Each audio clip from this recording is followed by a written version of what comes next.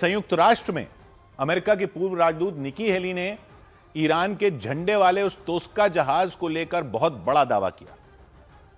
America की सेना ने स्ट्रेट ऑफ हॉर्मूज के पास उसे कब्जे में लिया था। निकी हेली ने दावा किया कि तोस्का जहाज पर मिसाइल बनाने में इस्तेमाल होने वाला केमिकल भरा था। 19 अप्रैल को ओमान की खाड़ी में अमेरिका की सेना ने जहाज को समंदर में आगे बढ़ने से रोक दिया था। वो जहाज ईरान के बंदरगाह की तरफ जा रहा था, अमेरिका की नाकेबंदी को तोड़कर जा रहा था। अमेरिका की सेना की चेतावनी देने के बाद भी वो जहाज आगे बढ़ रहा था। कई बार उसे चेतावनी दी गई थी, रुकने के लिए कहा गया था। जहाज के चालक दल को बार बार यह बात बताई गई थी कि जहाज अमेरिका की नाकेबंदी का उल्लंघन कर रहा है, लेकिन वो जहाज आगे बढ़ता जा रहा था और ईरान के बंदरगाह बंदर अब्बास की तरफ जा रहा था। ईरान का यह बंदरगाह स्ट्रेट ऑफ हॉर्मूज में है। एशिया के देशों की तरफ से अगर किसी जहाज को ईरान के बंदर अब्बास तक जाना होता है तो उसे अरब सागर से होते हुए ओमान की खाड़ी को पार करना होता है। ओमान की खाड़ी और अरब सागर में ही अमेरिका ने नाकेबंदी कर रखी है। ईरान के बंदरगाहों को उसने घेर रखा है ताकि ईरान का कोई भी जहाज वहां से न निकल सके। लेकिन इस जहाज को चेतावनी दी गई, तब भी तोस्का जहाज नहीं रुका तो अमेरिका के मरीन कमांडो ने हेलीकॉप्टर से जहाज पर चढ़ाई कर दी थी, उस पर गोलियां चलाई थी। वीडियो भी जारी किया था सेना ने।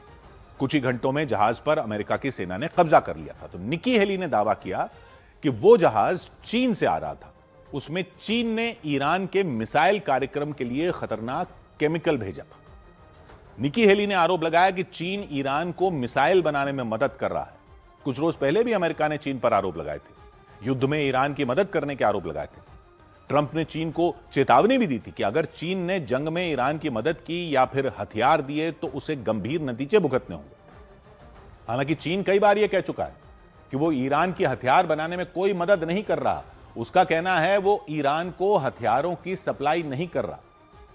उसका यह भी दावा है कि वो उन उपकरणों को भी ईरान नहीं भेजता जिनका इस्तेमाल नागरिक और सैन्य यानी मल्टीपल कामों में किया जा सकता है। दोनों कामों में किया जाता है, जो दिखने में लगे कि नागरिक काम के लिए जा रहा है पर वो सैन्य कार्रवाई में भी इस्तेमाल हो। लेकिन निकी हेली ने दावा किया कि चीन ईरान के मिसाइल कार्यक्रम को मजबूत कर रहा है और लंबे समय से मजबूत कर रहा है। उन्होंने आरोप लगाया कि चीन चोरी छिपे ईरान को हथियार बेचने के साथ हथियार बनाने वाले उपकरण और केमिकल भी सप्लाई करता है। अमेरिका के प्रतिबंध लगाने के बावजूद अमेरिका के अखबार द वॉल स्ट्रीट जर्नल की भी एक रिपोर्ट थी, उसके मुताबिक ईरान का तोस्का जहाज उस बेड़े का हिस्सा है जो अक्सर चीन आता जाता था। उस पर अमेरिका ने 2018 में प्रतिबंध लगाए थे। हथियारों की सप्लाई करने की वजह से उस आरोप में प्रतिबंध लगाए गए थे। तो रिपोर्ट बताती है कि तोस्का जहाज मार्च के आखिरी हफ्ते में चीन गया था, चीन के एक बंदरगाह से फिर वो ईरान लौट रहा था और यह बात अमेरिका को पहले से पता थी।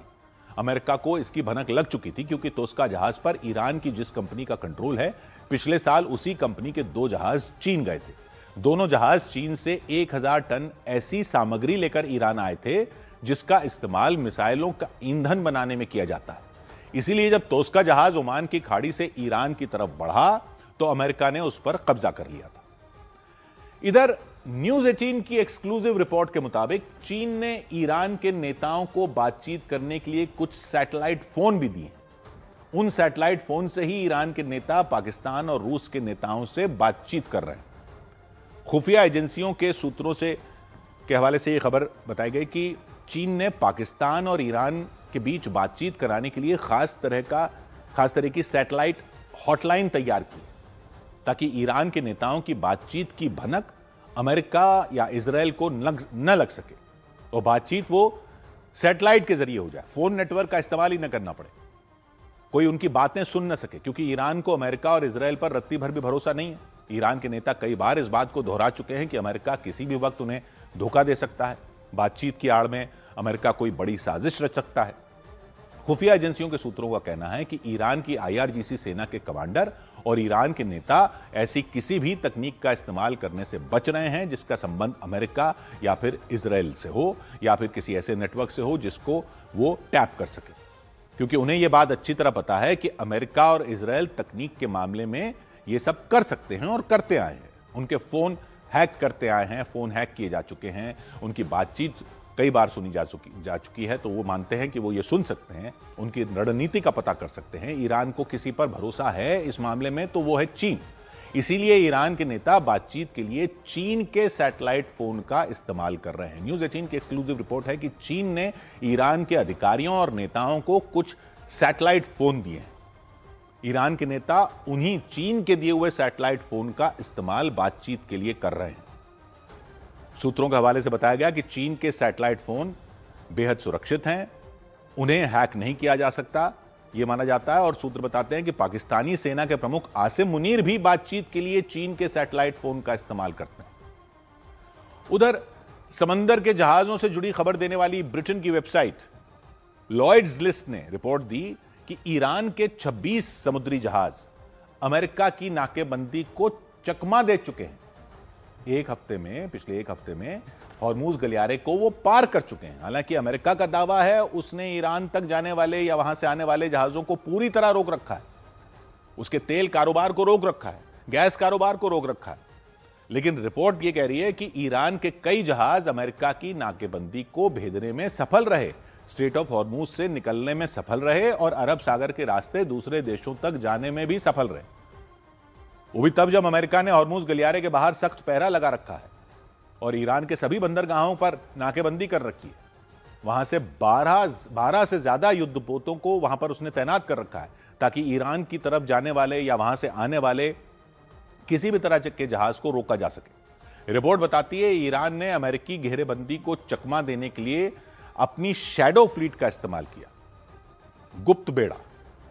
इस गुप्त बेड़े का इस्तेमाल किया। शैडो फ्लीट में वो जहाज शामिल हैं जो अपनी पहचान छिपाकर समंदर में चलते हैं, अपने रडार सिस्टम को बंद करके।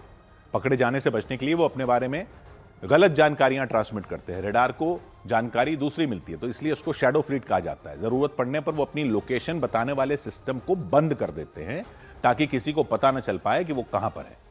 ईरान की ये शैडो फ्लीट जो है, कहते हैं कई साल से एक्टिव है। अमेरिका के प्रतिबंधों से बचने के लिए ईरान इसका इस्तेमाल करता है और दुनिया के अलग अलग देशों को अपना तेल इसी के जरिए पहुंचाता है। रिपोर्ट कह रही है अमेरिका की नाकेबंदी के दौरान भी ईरान की शैडो फ्लीट के जहाज अपने काम में जुटे रहे। हॉर्मूज गलियारे के बाहर तैनात अमेरिकी सेना की आंखों में धूल झोंककर वो वहां से निकलने में कामयाब भी हो गए। एक हफ्ते में 2 दर्जन से ज्यादा, करीब 26 जहाजों के वहां से सुरक्षित निकलने का दावा किया गया रिपोर्ट में। हालांकि अमेरिका का कहना है कि वो नाकेबंदी के दौरान 20 जहाजों को लौटा चुका है जो या तो ईरान के बंदरगाहों पर जा रहे थे या वहां से आ रहे थे।